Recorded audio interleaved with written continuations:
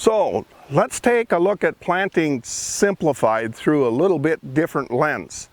You know, one of the first things that I remember my mentor saying is that you can study an area, take a look at what's growing as far as native vegetation, natural vegetation.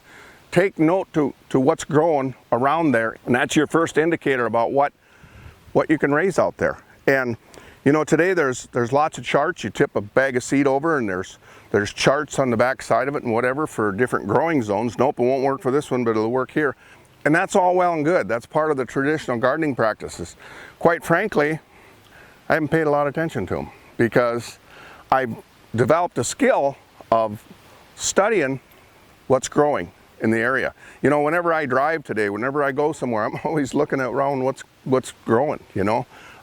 Always just kind of moving a little bit of the duff layer, the armor layer out of the way, and studying what's underneath, what's going on underneath it, because it's always interesting to me. So, if this is your first time here, and you don't know me, my name's Steve Sedera. I'm founder of Tabletop Farmer. I've been doing this for going on 8 years now of taking my 40 plus years of regenerative growing practices on a large scale and I'm breaking them down and putting them into vegetable gardening to help you to grow the best nutrient dense vegetables. So the last time that I talked, or the last email, I told you I was going to give you a tip in the next one. And the biggest tip I can give you is just to, well, first I have a little story I'm going to tell you. And I lost my accountant, or retired, so I had to go looking for a new one. And in that process, I'm sitting around the kitchen table with this lady that's been an accountant for a long time. She works out of her home. And we were talking, and I told her, I said, Debbie, I can kind of tell what's going on out front and tell you've got good soil here. I can tell that by your grass. And she kind of looks at me, and I said, there's a little bit going on over in that one corner and whatever, because I can see it. You know, I've done this for 40 years, so I have a pretty good idea what's going on beneath the surface of the soil.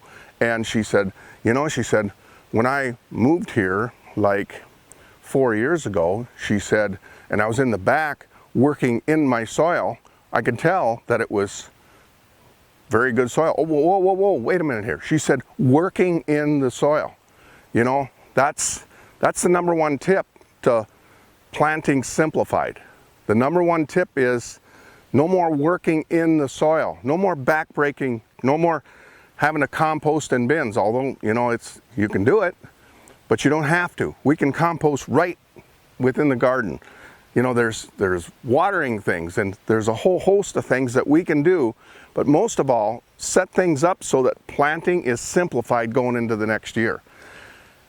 So the other thing that I told you about is I was going to tell you a little short story, or tell you, hopefully it stays short, about my grandpa.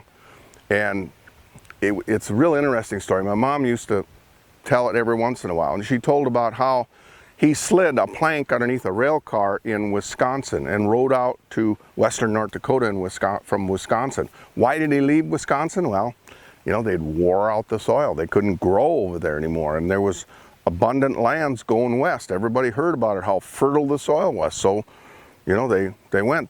He was a young lad at that time, I'm guessing, and didn't have anything holding him back, and so he took off and slid that plank underneath the rail car. I can just imagine, you know, and I've thought about this quite a bit.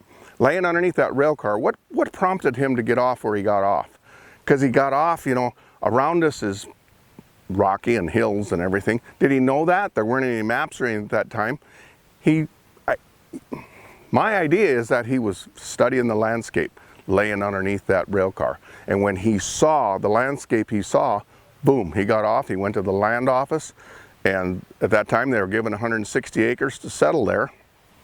Could be part of the incentive, but yet I think he saw, because if he'd have kept going, northwest of there, there's better land yet, up in northern central Montana.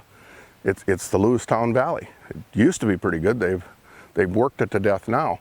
But that point being is that, you know, he didn't have a chart on the back of a seed bag to study.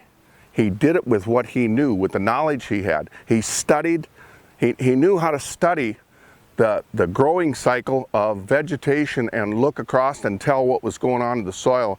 And by the studying the vegetation, he went, yep, that's good ground. That's good ground. You can tell. And as farmers, you know, it actually come pretty natural to us. Now, you're saying, but I live in the city. You know, how am I going to do that? You know, even if you live in a high-rise apartment with concrete all around you, there's something growing out there when you leave that building. There's something, there might be a seed in the crack of the sidewalk or something. You know, learn to look for that stuff and study that. And that'll serve you with a wealth of knowledge on how you can grow plants, even indoors. So with that, I hope this is helpful, and I look forward to talking to you in the next email. I'm going to give you some more tips in the next one about planting simplified, on what we can do in order to make that process simpler for you. So I look forward to talking to you soon.